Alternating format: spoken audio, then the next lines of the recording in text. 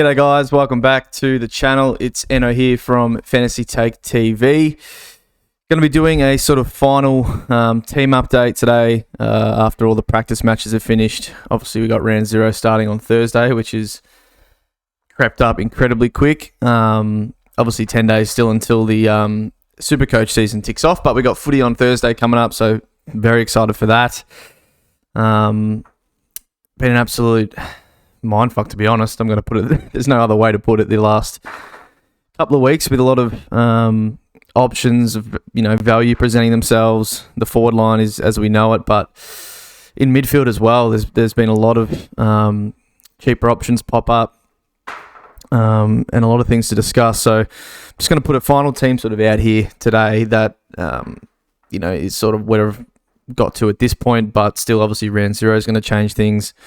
And obviously maybe some more news, and then the big week for round 1 with teams coming out. And we got to think, there's also going to be maybe some rookies we're looking at that we're just going to know 23s, for teams, and we're not going to know who's the sub until sort of hour before the kickoff. So yeah, going to be a very interesting season, I think. And if those early buys and best 18 rounds weren't in there, I thought it might be a very, very interesting year, and it's still going to be, but that sort of element adds a different part to the game. So, repping the Soul Bevy hat here today. May as well give a shout out to one of my mates who basically gave up his career and everything he's got to pour all his hard-earned and work into starting a beverage. So be sure to check it out. He's in a few hundred Dan Murphy stores around Australia now, so he's been killing it the last 6 months or so.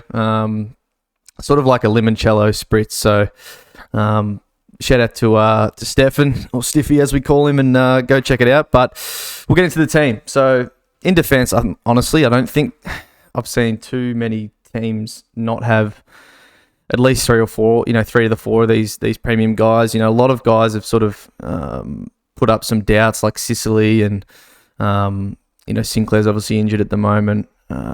So there's a few guys that have just sort of ruled themselves out, and so I almost think it's not default, but it's pretty common to see, Dacos. That obviously just, question is still up in the air for some, but he's at 70% ownership now, and sort of just out of, not necessity, but where else are you going to spend the money? We know he's got that early buy.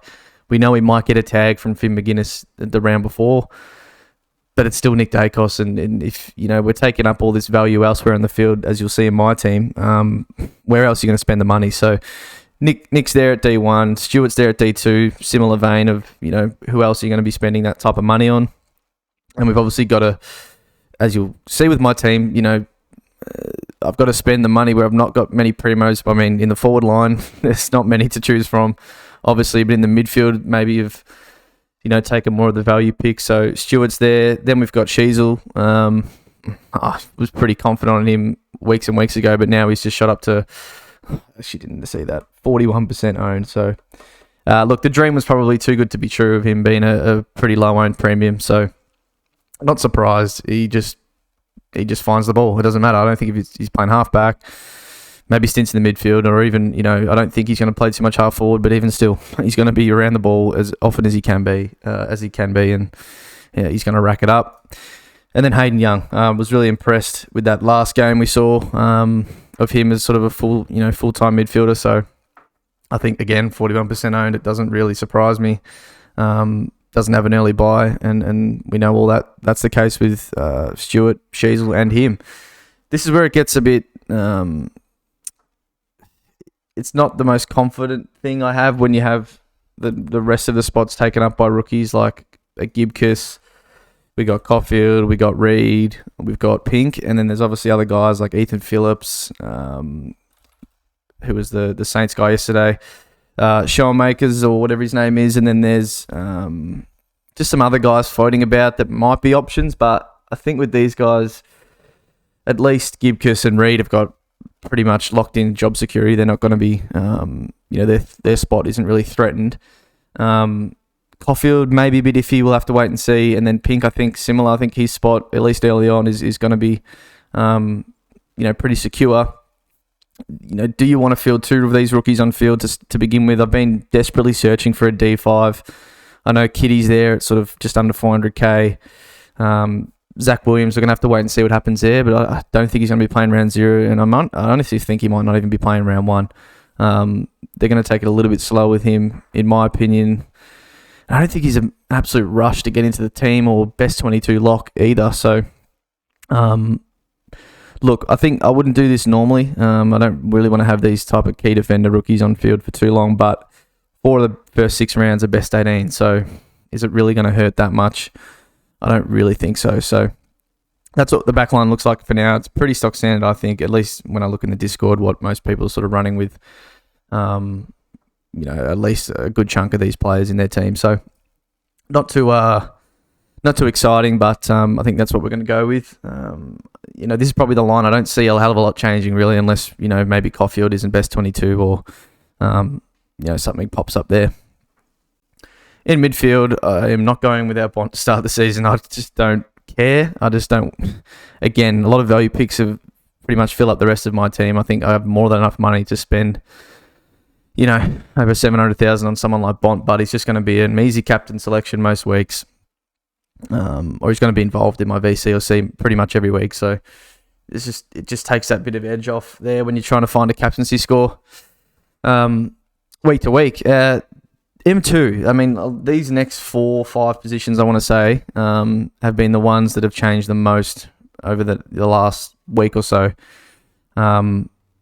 I still, for now, have Zach Butters there, and obviously we know what happened a few days ago. He rolled his ankle early, and they just took him off and said, "We're wrapping you in cotton wool, mate. We do not want to put any risk or doubt heading into round 1 with you." So there is a slight concern there. I'll, again, just monitor what they say the next 10 days or so with him. I just really like their opening fixture. So say Butters is ruled out round 1. I'll probably go to Rosie as...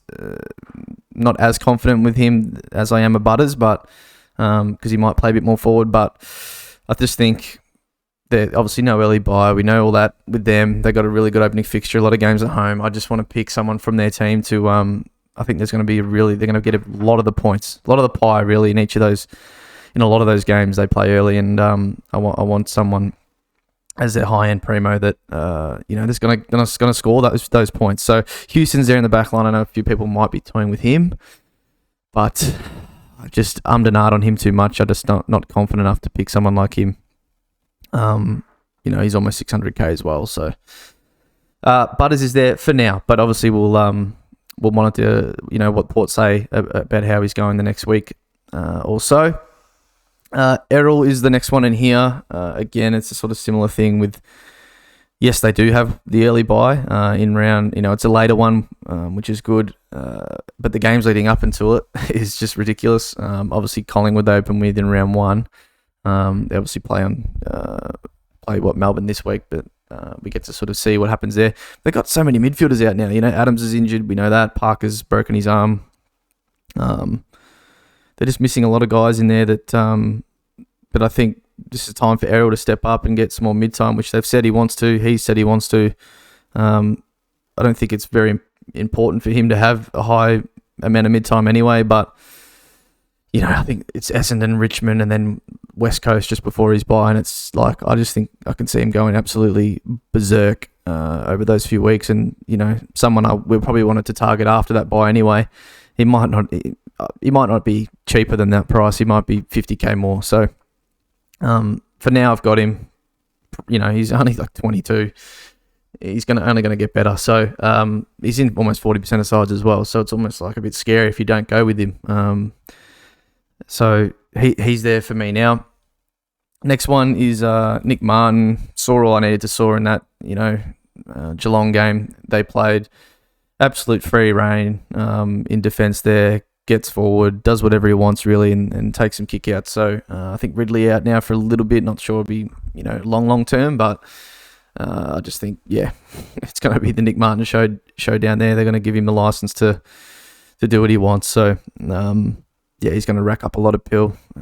He uses it pretty well more often than not. So I just don't see a reason not to pick him. I think a nice cheaper price defender that will start. Obviously, you have to start him in the midfield is the catch.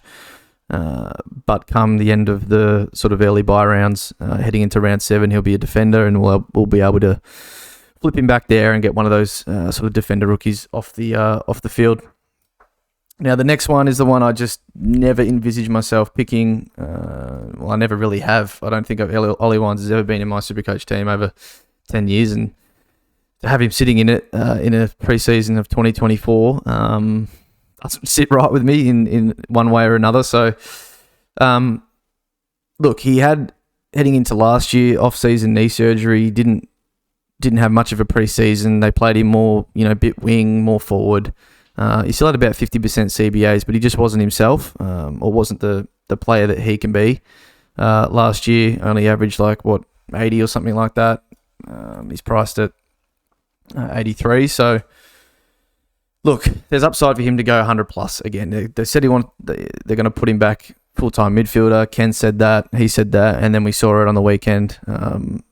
So for 460k, I already said, with their early fixtures, when we were talking about Butters, it just seems like a pick that you can sit at sort of your midfield for half the season. He should get into the 500Ks. Obviously, you're going to have to time your run with him. He's fully fit this year, and sort of, I think he's going to be a definite flip at some point, probably, after his bye or around his bye. I just think it's too good to pass up. Obviously, Matt Crouch is in a similar vein. He's a bit more expensive. But Ollie Wines, I don't know. I just think more guaranteed, probably higher time on ground, maybe a little bit more mid-time than Crouch. I don't know. For right now, something's telling me to go with Wines, so he's in my team at this point in time. So I don't know how, I don't know why, but he is. And I think this next guy fits in exactly that same bracket, Riley Bonner. Why the hell is Riley Bonner in my team? It's a great question. I didn't expect him to be either. But I think there's a pathway there for him to make some money. Once I found out he's a 280k player in SuperCoach, I was thinking new beauty, slot into my D5, and that'll be great. But he's mid only. He obviously only played a bit of wing last year for Port, so it has been a real toss up for all these mid spots, and it's still going to be. This is obviously not set in stone. Round 0 will throw some more things up. As this whole preseason has week after week. So 280k, I think with Sinclair out for definitely round 1, may even be not ready by round 2. He's had this calf problem for a while now. It may not be just stock standard straight back into the team.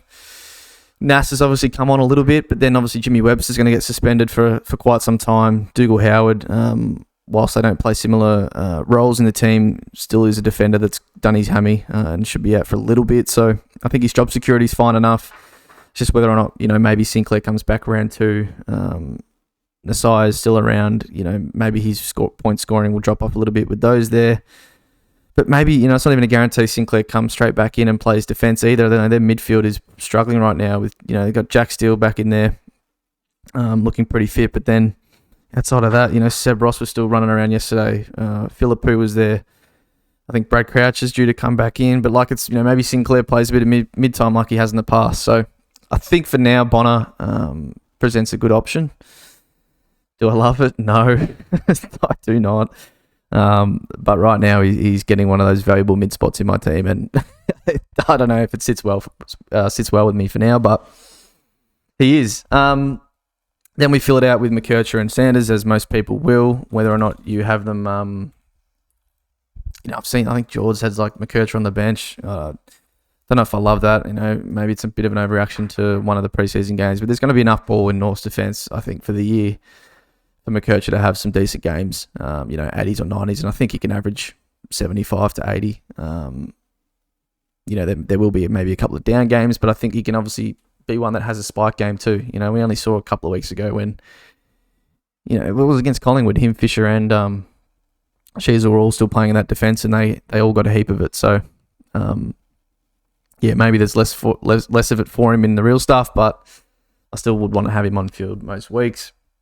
And then it just gets a bit weird, A lot of the cheaper rookies in the midfield haven't really shown themselves, or, I know there's Jeremy Sharp, which I won't be having at this current point in time. But someone like a Huswaite has just played really well in quarters and halves in these pracky matches, and I don't exactly know how the Hawks midfield mix is going to work.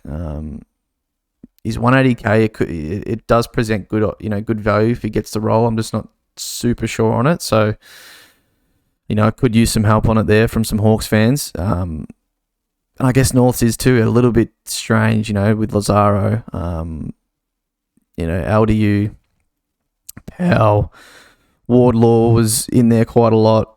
And then obviously Simpkin got knocked out and sort of Will Phillips came on in that game and it kicked sort of Lazaro and Powell out a bit and Phillips played midfield for most of the second half. So that did annoy me, with Simpkin going out. Maybe it sort of affected the mix of it because I would have liked to get a full game to see how that sort of played out. So for now, I've got these guys. I'm spending up a little bit on rookies just to see if it's needed, but we'll see. I'm just sort of sitting myself there. If a cheaper one obviously presents itself, Sharp is still there. That's someone I think, you can pick if you like.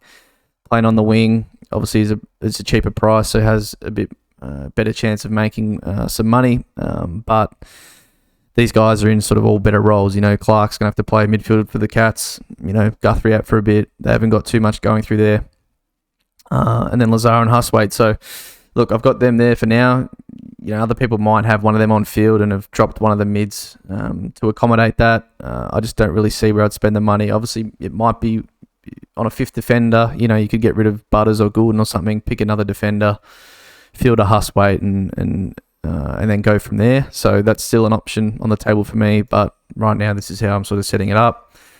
In the rucks, we got the big Shrek. I don't think that was ever a doubt for me. Saw what I needed to see on Friday. In the first half, he was just shoving Soldo out the way, diming up his little buddies down below. I think he had like 7 hit-outs to advantage, 18 hit-outs, played about 40% game time and scored 50 points. So I don't really think I needed to see too much more from Shrek. He has a really nice opening fixture with rucks.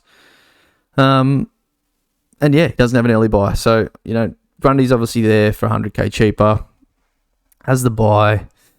Shrek just has a really, really good run early, and I think the new rule might help him quite a bit. Well, it looked like it was anyway. On Friday night, he was sort of just holding his ground, pushing off with the hand and winning all the hit-outs. He had 18 hit-outs in like a half and was absolutely killing Soldo. And Soldo's not the worst ruckman in the world. He's also not the best, but he was doing what he wants, and so was Gawn. So these two guys, I think, are some of the best tap rucks, and then obviously they do everything else. And Gawn does everything, so I think it's going to be pretty... fingers crossed he stays healthy. Pretty good season from Gawny. Once again, English and Marshall I've seen people toying with. Even Briggsy. Briggsy, these new rules might help him quite a bit.